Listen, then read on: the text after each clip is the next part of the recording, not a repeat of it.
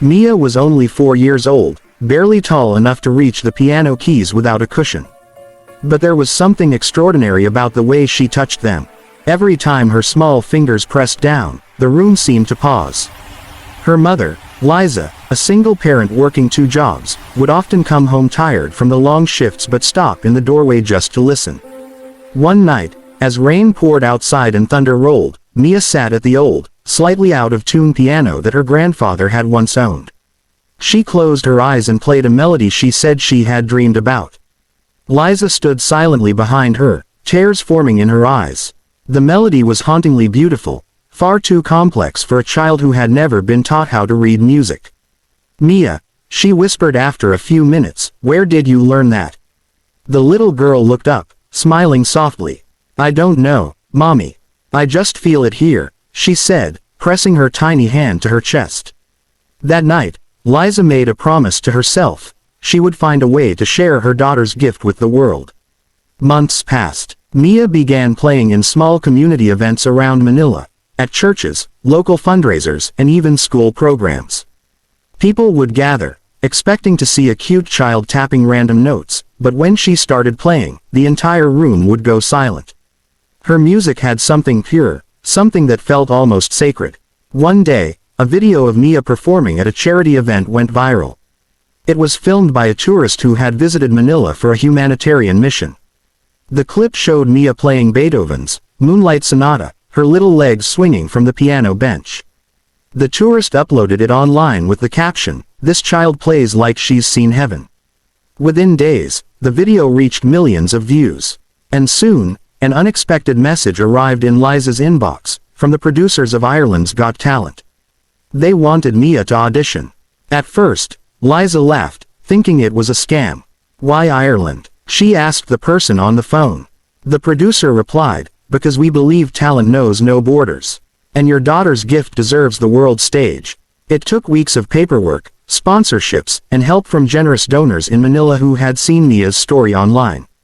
Finally, with a small pink suitcase and her mother's old rosary in her pocket, Mia boarded her very first airplane. The day of the audition arrived. Dublin was cold, the air crisp and new to her. Mia, wrapped in a fluffy pink coat, looked up at the grand stage of Ireland's Got Talent, her eyes sparkling. Liza knelt down beside her and whispered, "Just play from your heart, baby. Don't think about the judges, or the lights, or the people watching. Just close your eyes, and feel it." Mia nodded. The host announced, "Next up, all the way from Manila, Philippines, please welcome, 4-year-old Mia." The audience gasped. 4 years old. Many whispered, some even chuckled softly, thinking it must be a cute gimmick.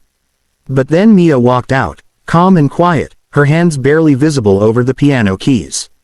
The judges smiled warmly. Simon Cowell, who was a guest judge that evening, leaned forward, intrigued. "Hello, Mia, are you nervous?" he asked. Mia shook her head shyly. "No, sir, I'm happy. And what will you be playing for us today?" he continued. She smiled. "A song for my mommy." The crowd let out a collective, "Ah." Simon chuckled softly. "Well, Mia, we can't wait to hear it. Good luck." Mia climbed onto the piano bench. The lights dimmed. For a few seconds, there was only silence, then her small hands began to move. The first few notes floated through the theater like a whisper. The melody was original, soft, gentle, and full of emotion. As she played, the room grew still. Her fingers danced across the keys, blending classical grace with a child's innocence.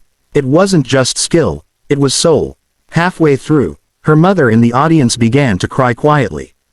The judges exchanged glances. Amanda Holden wiped away a tear. Simon Cowell, known for his tough exterior, rested his chin on his hand, visibly moved. The final note lingered in the air for what felt like forever. And when it faded, there was silence, the kind of silence that means everyone is still catching their breath. Then, suddenly, the audience erupted.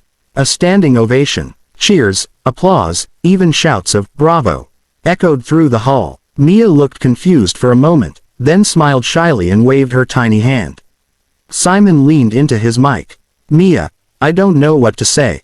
That was one of the most beautiful things I've ever heard on this stage."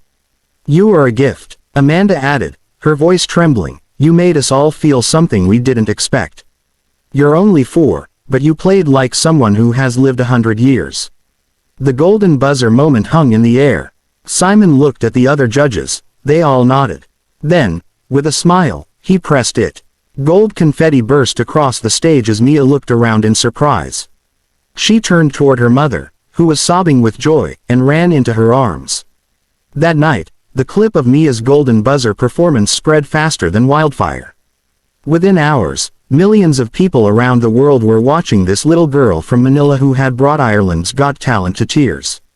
In interviews afterward, when asked how she learned to play, Mia always said the same thing.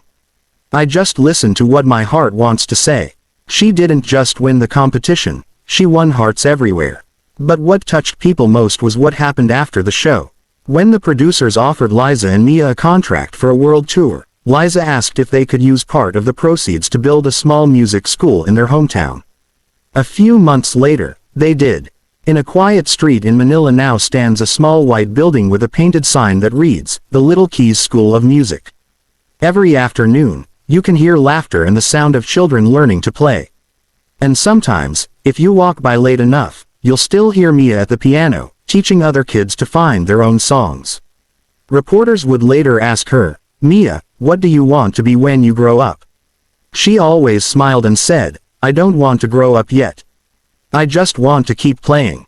Her story became a symbol of how raw, honest talent, when nurtured by love, can transcend borders and touch souls everywhere. Years later, when Mia turned 8, she returned to Ireland as a guest performer for the season finale. As she sat on stage again, she smiled at the judges. Simon said, "Mia, you've grown so much. Do you still remember your first song?" "Yes," she said softly. "It's still for my mommy." And as her fingers touched the keys once more, the world remembered the little girl who taught us that greatness doesn't come from size, age, or fame. It comes from the heart. Because sometimes, one small pair of hands can move the world.